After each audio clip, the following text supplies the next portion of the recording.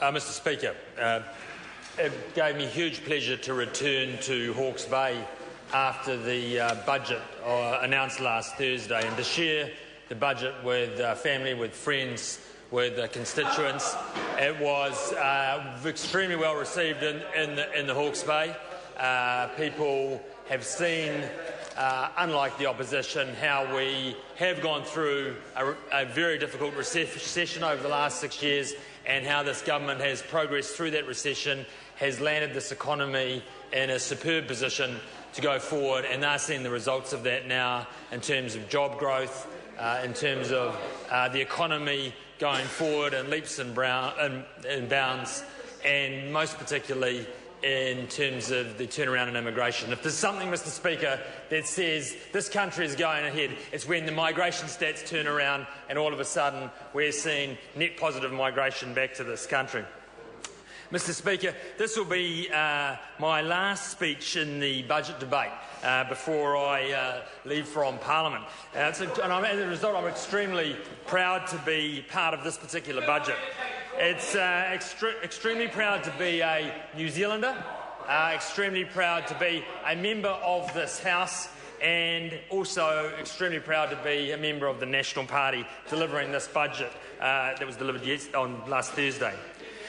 National came into government on the promise of delivering a brighter future. And well, Mr Speaker, we've delivered that brighter future through our actions over the past 5 years and through the outstanding budget of which I speak. Don't take my word for it. International commentators around the globe are watching New Zealand become an economic prosperity story in the South Pacific.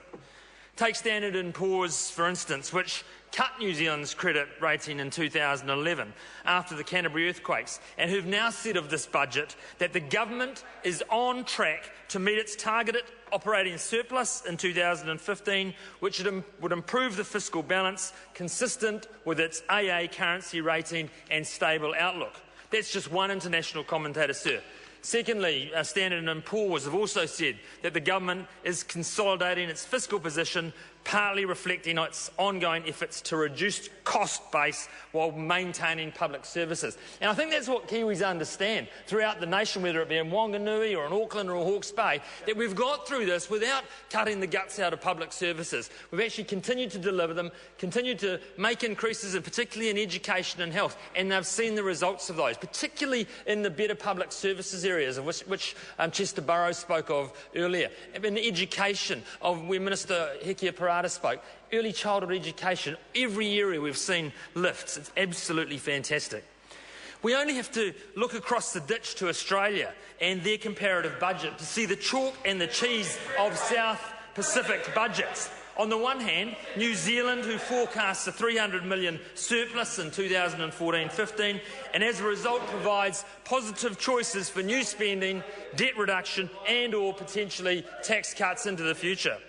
On the other hand, Australia, who just a day earlier forecast a $30 billion budget deficit, massive expenditure cuts to their schools, hospitals, pensions and their foreign aid, together with tax increases to arrest the deficit decline. That is the recipe that the opposition of the House would like to, has delivered. That's what the position that we came into in 2008. Ever ongoing deficits forecast. Mr Speaker, the Australian situation is also the legacy of a Labor Green government, of uncontrolled spending. We saw it here when we came into office, as I previously said. But putting that aside, Mr Speaker, let's return to our budget. It looks ahead to build on the hard work done by Kiwis. 2 to 4% economic growth, a $372 million surplus, growing to $1.3 billion in 15-16 and $3.5 billion in 17-18. That gives us real choices, Mr Speaker.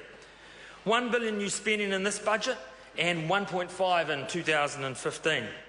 The government debt will peak at 26.4%, way below where it was originally forecast when we came in 2008. And we're seeing wage growth. Wages up $3,000 in the past 2 years, expected to rise by $7,600 to $62,300 by 2018. That's positive news. That's the economy going forward. We're also been forecast 170,000 new jobs over the next 4 years. ACC levy cuts of around $480 million. That is significant. Consumer and business confidence at all-time highs. That is to be celebrated. But as I said earlier, of particular note is the turnaround in migration. If Chester Burrows and Mr. Paul Hutchison reflect on where we were at in the mid-2000s, the immigration out of this country was dismal. And now we're seeing net positive migration. That is a positive thing. Mr. Speaker, I'm particularly proud that as we've got choices, we're now delivering for families, supporting children and families through this budget. As the economy grows, of course, we can deliver more jobs and better wages for those families. But in particular, there has been a $500 million package of practical support for young families and particularly for vulnerable children. That includes free GP and free prescriptions for all children under 13, 4 extra weeks of paid parental leave, increases to the parental tax credit, $155 million more for early childhood education. And there, Mr. Speaker, we've seen significant rises in Māori and Pacific Island children attending early childhood education and improving their results in school. We're also seeing $33.4 million extra to support vulnerable children, which includes 8 new children's teams to work with at-risk children. Mr. Speaker, this is a great budget, and it demonstrates a finance minister at the top of his career. I want to congratulate Bill English and his team for their outstanding effort. Mr. Speaker, name me a finance minister with a better track record in the world at this point in time. Name me a better finance minister, I challenge you. The success of this year's budget has resulted in some very interesting and immediate political moves across the country and in the provinces. Firstly, we saw the very hard-working Darian Fenton decide that she was retiring. And then, interestingly, we saw a range of Labor candidates announce that they would now not be standing on the list. In Hawke's Bay, both Stuart Nash and Anna Lorck have announced they won't be seeking a place on Labor's list. This is very revealing, and it can be for one of only 2 reasons. Firstly, they've read the tea leaves and they realise they'll be so far down on the list that they won't have a bolter show of getting into Parliament through that door. Or secondly, they've been following the polls, they've watched the budget and where that's landed, and they've realised that even with a good list position, the chance of them getting into Parliament is remote. So they've decided to go for an all-out constituency, not list contest. So what we now have, if Labor didn't already know it, is a couple of rogue candidates in the Bay. Goodbye party vote, hello personal vote. Goodbye party vote, hello personal vote. And here's what's going to happen. Candidates will have wildly different policy positions and they won't put their leader on their billboards. That is for sure. Consider those billboards, because this is where it gets really interesting. Some of you will recall at the last election, Stuart Nash went all out for the electorate vote as well.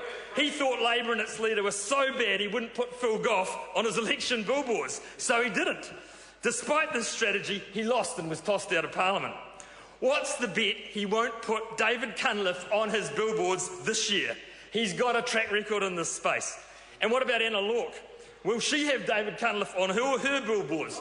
Well, with tweets like this one, can't wait till Cunliffe turns up in Hawke's Bay. We haven't forgotten our sacked DHB. He's no leader, he's a bully. He's no leader, he's a bully. Well, what a classic. She also refused to delete those tweets when she was challenged. So here's the wider question. Will she put David Cunliffe on her billboards as well? And how many of those in the opposition will Trevor Mallard put David Cunliffe on his billboards?